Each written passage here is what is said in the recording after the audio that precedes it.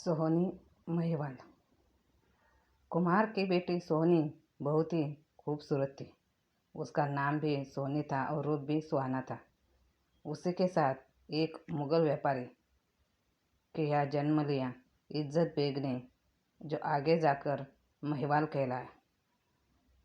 तो आइए जानते हैं सोहनी महिवाल की कहानी के बारे में। गुजरात की चनाब नदी बखरा और दिल्ली के व्यापारी रास्ते के बीच में आती थी, जहाँ मुसाफिरों का कारवां रुकता था।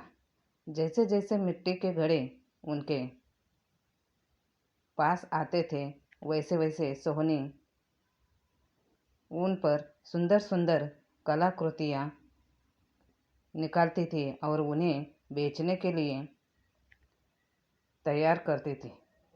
एक समृद्ध और अमीर व्यापारी का शहजादा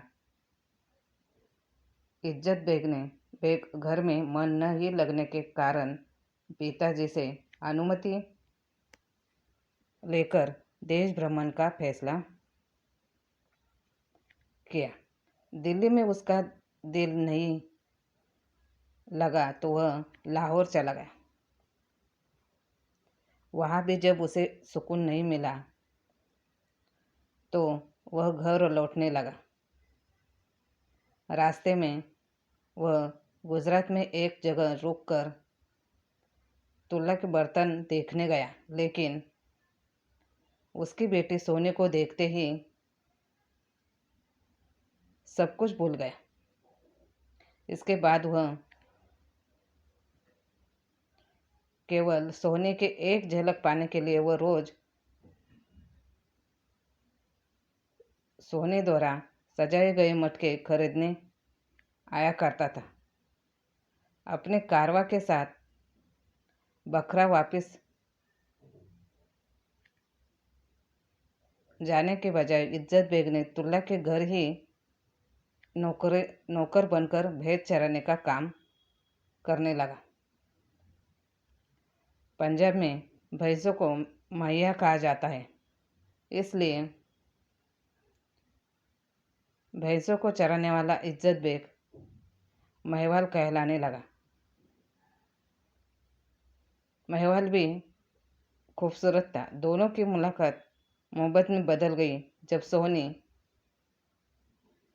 की माँ को यह बात पता चली तो उसने सोहनी को फटकारा। तब सोहनी ने बताया कि किस तरह उसके प्यार में व्यापारी महिवाल भैंस चराने वाला बना। उसने यह भी चेतावनी दी कि यदि उसे महिवाल नहीं मिला तो वह जान दे देगी। सोहनी की माँ ने महिवाल को अपने घर से निकाल दिया। महिवाल जंगल में जाकर सोने का नाम लेकर रोने लगा। उधर सोहनी भी महिवाल के प्यार में दीवानी थी। उस समय कुमार समाज के लोग यह नहीं चाहते थे कि उनके समाज की बेटी किसी दूसरे समाज के लड़के से विवाह करे, इसलिए उनके माता पिता ने तुरंत सोहनी की शादी किसी और से कर दी। लेकिन सोहनी ने उसे कबूल नहीं किया। उधर महिवाल ने अपने खूने दिल से लिखा खत सोहनी को भिजवाया।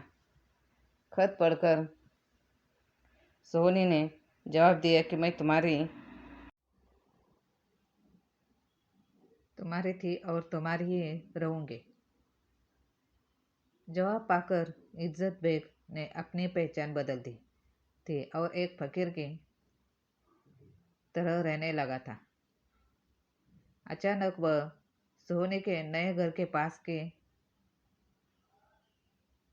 चनाब नदी के पास ही छोटी सी झोपड़ी थी, वहाँ रहने लगा और सोहनी से जा मिला।